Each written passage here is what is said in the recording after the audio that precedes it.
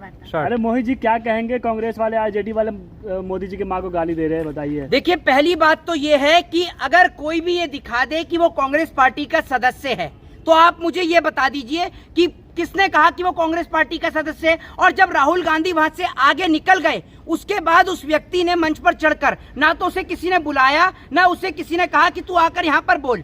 वो मंच पर चढ़कर आकर इस तरीके की बात कह के चला गया। और सबसे पहली चीज ये, आप लोग जो राई का पहाड़ बना रहे हैं, उस व्यक्ति ने मोदी जी की मां के लिए अपशब्द कहे।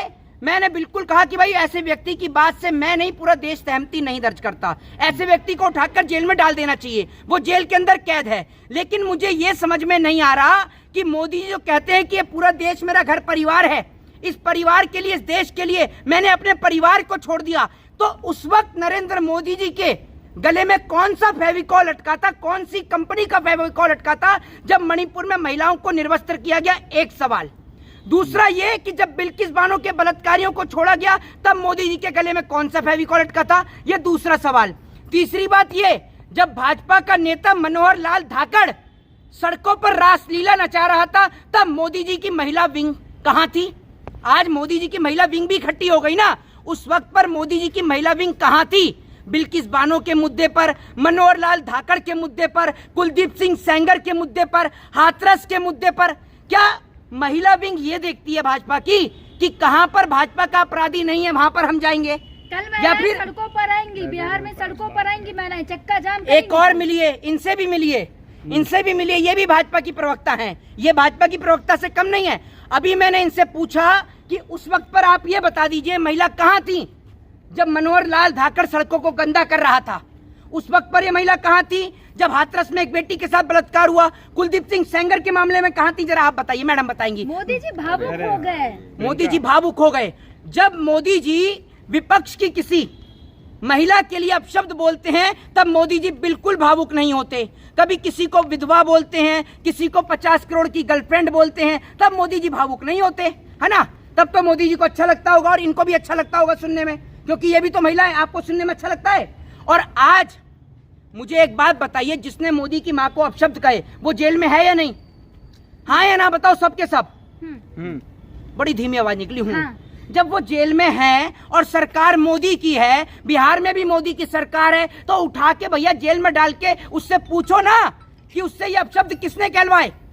उससे पूछो, आपकी सरकार है, और सख्त से सख्त कार्रवाई करवाओ। और दूसरी बात ये कि नरेंद्र मोदी जी को ये तो दिख गया कि उनकी मां के लिए किसने टिप्पणी करी, और आज पंजाब में हजारों मां, लाखों मां बेचारी खड़ी हुई हैं, लाचार खड़ी हुई हैं, पानी से उनका घर डूब गया, उनके सर से छत छिन गई। लेकिन वो मोदी जो कहता है कि मैं आपका बेटा हूं, बेटा हूं, ये सिर्फ फर्जी बेटा है, सिर्फ फर्जी बेटा। मैं आपको बता दूं, ये देश से प्यार ही नहीं करते। जब भी देश पे आपदा आए, मोदी जी देश से फरार हो जाते हैं।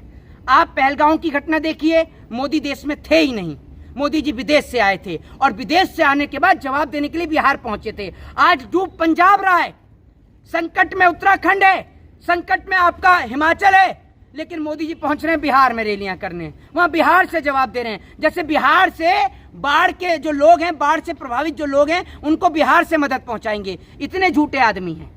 ये स्थिति है मोदी जी की। जी, अपमान का बदला बिहार के लोग लेंगे, मोदी जी के इन जैसे लोगों की हालत ये हो चुकी है, इन जैसे, ये कोई पत्रकार नहीं है, ये भाजपा के प्रवक्ता, और इनकी हालत अरे भाई एक मिनट सुन लीजिए, चुप होकर। इनकी हालत वो है कि कहीं अगर स्टेशन पे कोई चाय की केतली मिल जाए ना, तो उसको मोदी जी की चाय की केतली बताकर राष्ट्रीय बर्तन घोषित करवा दें।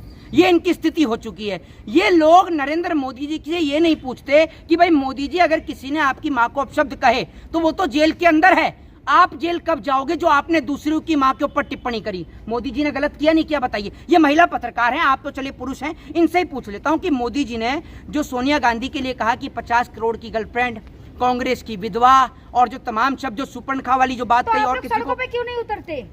आप लोग सड़कों पे नहीं उतरते, अभी हाँ, अभी असल में क्या है, सुन लीजिए, अभी तो मोदी जी सड़क पर उतरे हुए हैं। मोदी जी कौन सी सड़क पर बैठे हैं, धरना दे रहे हैं? नेता कह रहे हैं कि भैया राहुल गांधी को माफी मांगनी चाहिए इस बात पे। एक बात आप मुझे बताओ, मोदी जी को माफी मांगनी चाहिए थी, नहीं चाहिए थी जब सोनिया गांधी के लिए अपशब्द कहे? क्यों नहीं उठाई? आप किसने? कांग्रेस वाले हैं। पूरे देश ने आवाज उठाई, पूरे देश ने आवाज उठाई, लेकिन दिक्कत सिर्फ इस बात की है कि उस टाइम पर आप जैसे बिकाऊ पत्रकार नहीं थे, समझे? आप जैसों का तो बस नहीं चलता कि मोदी जी का डायरेक्ट जूता चाट कर साफ कर दो। इतनी बड़ी चाटुकारिता आप करते हैं। इनको इतनी शर्म नहीं आ रही कि देश में महिलाओं की इज्जत और आबरू लुट रही है और बलात्कारी घूम रहे हैं, वो तो जेल तक में नहीं जा रहे। और मोदी के खिलाफ अपशब्द कहने वाला व्यक्ति आज जेल की सलाखों के पीछे है।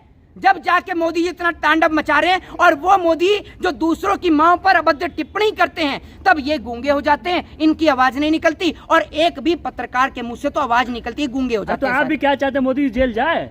कौन? आप चाहते हैं मोदी जी जेल जाए? ऐसे मुझे ये बता दीजिए, ऐसी कौन सी जेल है और इस देश की कौन सी पुलिस है जो मोदी के ऊपर एफआईआर दर्ज कर ले? मुझे आप ये बताइए ना। जैसे मोदी के मां के खिलाफ उस व्यक्ति ने बोला तो उठाकर जेल में डाल दिया, लेकिन मोदी जी ने इतनी सारी माओं के लिए बोला, तो उनके लिए आप क्या कहेंगे? बताइए ना आप मुझे।